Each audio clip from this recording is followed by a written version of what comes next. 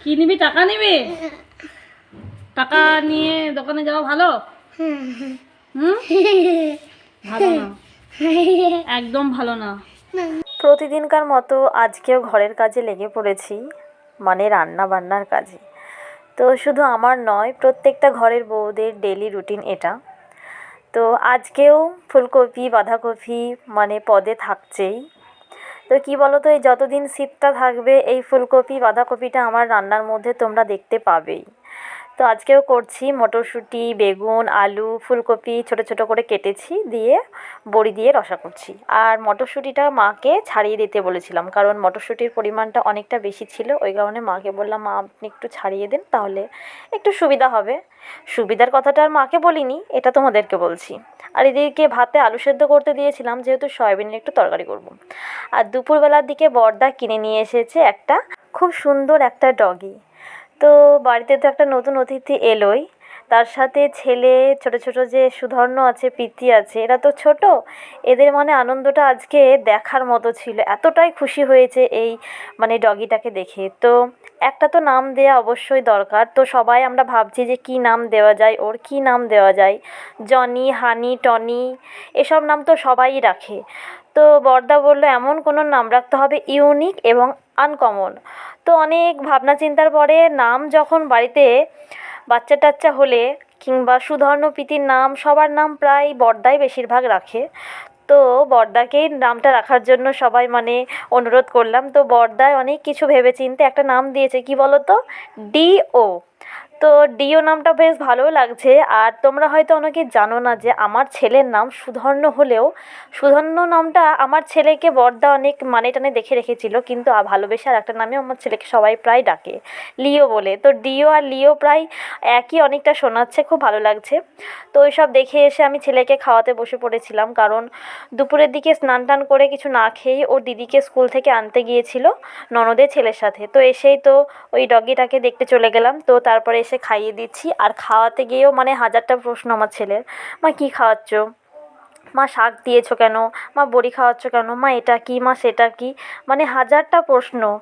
তো একা খেলে অত প্রশ্ন করে না, কিন্তু আমি যদি খাওয়াই, মা এভাবে খাবো না। বন্ধুরা, welcome back to my channel লিপিকার ফ্যামিলিতে তোমাদের সবাইকে স্বাগত। আজকে অনেক দেরি হয়ে গেল বলো আমার সামনে সামনে কথা বলতে, তোমাদের সাথে সামনাসামনি, সরি।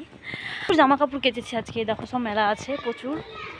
আর কি বলো তো, আজকে সকালবেলার বাসন টাসন মাজতে অনেকটা দেরি হয়ে গিয়েছিলো। ওই কারণে ভাবলাম যে রান্নাটা একটু তাড়াতাড়ি করে বসাবো, তো সেটাও হলো না। একটু বসতে গিয়ে একটু দোকান যেতে গেলাম, তারপরে দেরি হয়ে গেল, সে 11টায় বেজে গেল। তো 11টা বেজে তো গেল, তারপরে তরকারি ফরকারি কাটা সবই তো নিজে হাতেই, কিছু করার নেই। তরকারি সবজি টবজি কেটে রান্না বসাতে বসাতে 11:30, আর একটা তরকারি হয়নি। শাক হয়েছে, রসা হয়েছে, সয়াবিন আলুর তরকারি হয়েছে, তারপরে বাঁধাকপি ঝাল হয়েছে, অনেক কিছু হয়েছে। তো গ্যাসে উনুনে হলে একটু তাড়াতাড়ি হয়ে যায়, গ্যাসে এসে আস্তে আস্তে হচ্ছে। তো দেরি হয়ে গেল। আর প্রচুর জামা কাপড় কাচলাম। তো ভাবছি যে শুধু রান্নার কয়েকটা ভিডিও তুলেছি, তো ভাবছি যে একবারে স্নান টান করে খেয়ে দিয়ে একবারে ফ্রেশ হয়ে তারপর তোমাদের সাথে কথা বলবো। তো টাইম হয়ে গেছে, তার কথা বলার আগে কিন্তু আমার রিলস ভিডিও বানানো হয়ে গেছে, কারণ ওটাও ডেলিকার কাজ। তো কালকে বানাইনি নতুন করে, আগেকারগুলো পোস্ট করেছি, তো আজকে বানালাম। তো ছেলে গেছে পাশের বাড়িতে খেলা করতে অরণ্যর সাথে, আর আমি একটু ছাদে এলাম, কারণ চুলটা মাথায় শ্যাম্পু করেছি, তো চুলটা ভিজাই ছিল অনেকক্ষণ ধরে। তো এখনই ঘরে আঁচড়ালাম, দিয়ে ছাদে এলাম। রোদটা চলে গিয়েছে, তো শুকিয়ে যাবে, হাওয়া আছে।